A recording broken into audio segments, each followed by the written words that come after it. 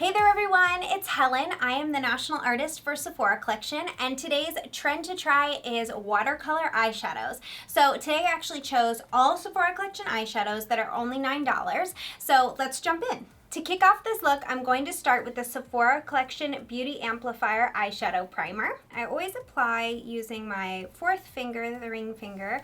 It's actually your weakest finger, so it doesn't pull on your skin too much. I think this step is absolutely essential because you really want these colors to stick and stay on. It also helps with blending, but really if you're going to be applying a lot of eyeshadow, you want it to stay on. And any excess that I have, I always just apply a little bit underneath the eye as well, because we're going to apply shadow there. So for this look, you want to choose at least 3 eyeshadow shades that are a little bit different but blend well together. So I'm actually going to use the Sephora Collection Colorful Eyeshadows, and these are really great because they're sold individually, so you can really mix and match and get a really creative look pretty easily. I have actually chosen 3 shades. You can see we have a purple, a blue, and a green, and the purple and the green are actually pretty similar in depth, and that'll just help with blending and application. To start off, I'm going to use the purple shade in Make a Wish, and I'm using the number 15 brush by Sephora Collection. Starting off in this inner corner, patting some shadow on to get a lot of profusion of color. And for this, I'm going to pull it almost up to my brow, like a painterly motion, so that that watercolor effect really comes into play. I'm fading it up as I go into the brow though, so it's not actually coloring behind my brow. I'm making sure that profusion of color is truly right in that inner corner. I'm doing the same on the other side. I actually still like to do one side and then the other, just so I have a similar placement, so any sort of, I guess, more painted or blended effect that might be uneven or asymmetrical is more intentional than anything else. I chose things of all the same depth because I really want to be able to play with the different shades, so I didn't want to have to put like a highlight color right in the inner corner. I can definitely apply something a little bit darker. It's more about like being free with the watercolor effect and being able to like blend the shades and really add like this watercolor effect to your eye. And I'm going to use the purple in an unconventional way. This is kind of where we dive into the watercolor look, and I'm going to use it just on this outer corner here underneath. And then on the other side, I'll use a different shade in the similar depth so that it almost like tricks your eye when you look at it, so you can't really tell right away that they're uneven or that they're asymmetric. In the spirit of making it asymmetric, I said that I'm doing purple on this side on the outer corner, and I'm going to do it on the inner corner on this side. The next shade I'm going to use is a little bit darker. It's the shade Diving In, and it's this really beautiful blue shade, and it's a shimmer finish as well. And I just did a quick change of color, so you can do that on your hand. You just don't want a lot of excess shadow on your brush. And again, using the number 15 brush and really loading up one side. And I'm going to go over part of the purple, so I applied it a little bit larger, knowing that I'm going to go over it so that I have something to blend with. And this is going to go right over top of the iris. And placement, again, can be really whatever you want. This is just like a good guideline. So getting that profusion right at the base, fading up. I am going to grab a little bit of the Make-A-Wish, the purple, to go back over just to make sure that it has like a really nice blend between the 2 shades, and you can kind of dip between them. It's an easy cheat for blending. I love to any sort of cheat for blending. Blending can be super difficult, and I again chose things that are the same finish, because if I was to choose a matte and a glitter and a shimmer, it's just really hard to keep the matte and the glitter when you have different textures going on the eye, especially if you're blending this much between shades. I don't ever sweep, so make sure you're patting the eyeshadow on first and then sweeping. So taking that same color Diving In and the same number 15 brush, this is also why I like this brush. It's small enough that you can use it underneath your eye. Use it right underneath, and you could even do like a little like pat and just leave it as like a blotch, because you're not going to blend as much on the bottom. I think it looks kind of cool to leave things like a little bit more of like a profusion of color underneath and then more of a wash of color on top. It's just another added effect that you can do when you're creating your watercolor look. so this is the second step. You can see the blue. I know it's looking a little bit wacky right now, but I swear it will all come together in the end. Personally, I'm not crazy about wearing like wild colors, but I've been super into this trend because I've found a way to make it work for everyone. So now we're going to dive into the green Deer Cactus, and this is really similar depth to the purple. So I'm going to apply it in like alternating ways that I applied the purple, if that makes sense. So I'll show you. So to start off, actually, we're going to apply this right in the crease.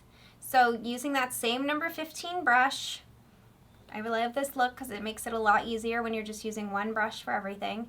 And I'm actually applying this as my crease color. So it's kind of like a hidden pop of color. And then remember I had applied some purple here, so going back in with the purple, same amount of green on the brush, don't worry about it too much. Just making sure that you have, although purple and green don't blend well together, you just want to make sure that the actual like payoff on each side is still showing so you don't have any gaps. And doing the same on the other side. So I can even see, I saw there that I had like some little patches. That just means I even need more eyeshadow. So it's really important with this look to make sure you're going back over your work a little bit and being able to blend it so that you're getting a really nice watercolor effect. And for this, I actually am going to apply the green as a connecting color. So because I applied the purple on the other side, I'm going to do green here and make it kind of like that cat eye green. So those are a little isometric. And then I'm going to use the green on the inner corner on the one that I didn't use. So this one has purple on the inner corner and this one's going to have green on the inner corner.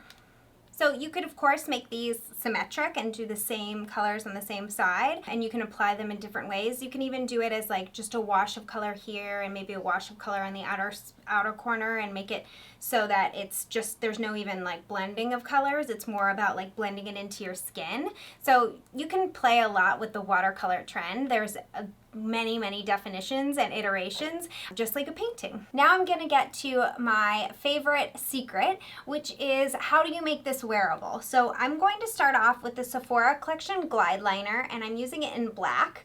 I'm using this liner because it's waterproof, and in the name Glide Liner, it glides on really easily, and I'm going to use it as a tight line across my waterline. So I like to go underneath first. If you're not comfortable doing that, you can start on top, but I just use it with my finger. I reveal a little bit of that inner rim, and I swear you get better at this as you go. So, you know, like now I can throw it on no problem, but this used to bother me so much when I first started out in makeup. And then do the other side.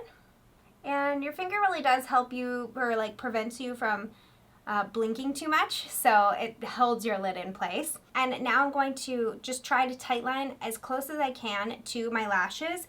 And if you're not great at this, you could also use the Sephora Collection number 22 liner brush. Either way, it depends on what you like to do. So you can wiggle it, and we call this like dashes between the lashes.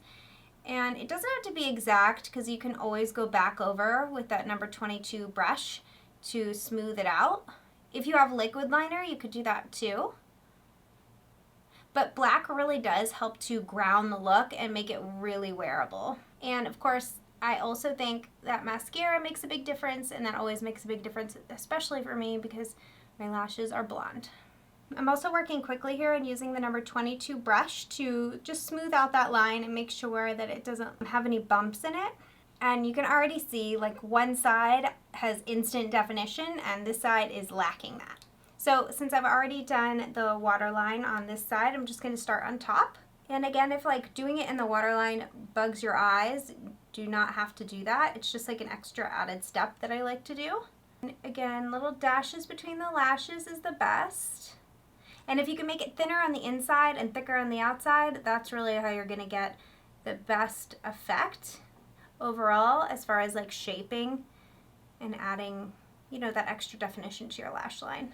And if you're doing a look that's just more like pastels and really light, sometimes people don't even put mascara and liner on because it's really about being like spring-like, or, you know, just has like a different look and feel to it. So definitely do what you think is best. But if you ever feel that it's not a very wearable look once you have on all these colors, try a black eyeliner. I think it makes a huge difference.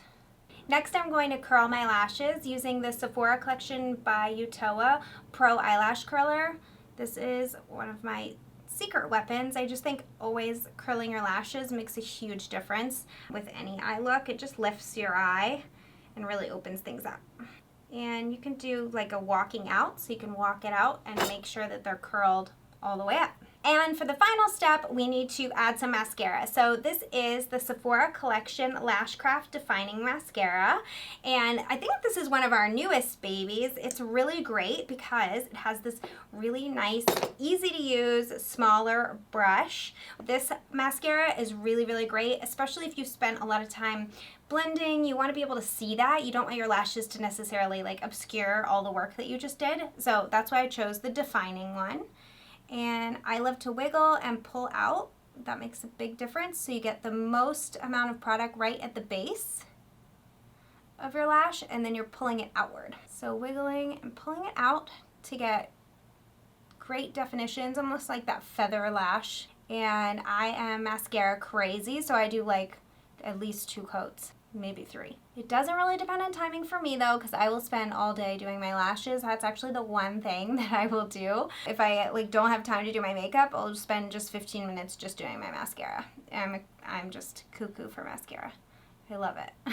You can see it makes a huge difference on me too, so that's also why I'm just really into mascara. Oh, and everybody messes up, so just don't worry about it. Keep going.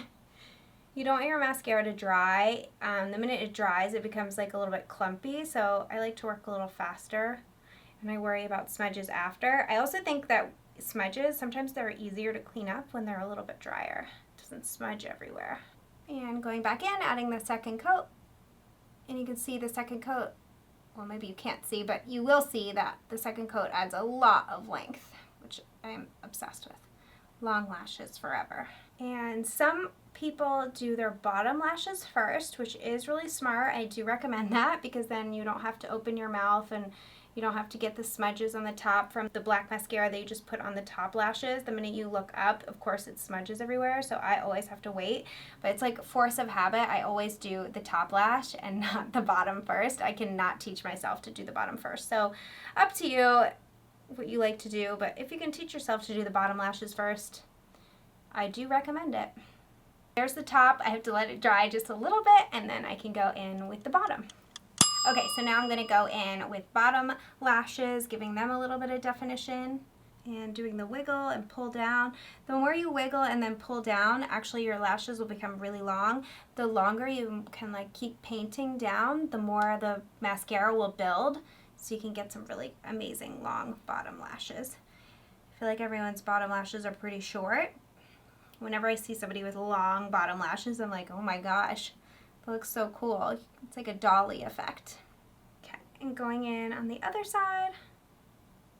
So you can see I have applied a little bit of cheek and lip color just to tie everything together. Thank you so much for watching. As always, be sure to subscribe if you liked this video, and I would love to hear in the comments section what colors and shades you are trying with this beautiful watercolor eyeshadow trend. And I'll see you next time. Bye!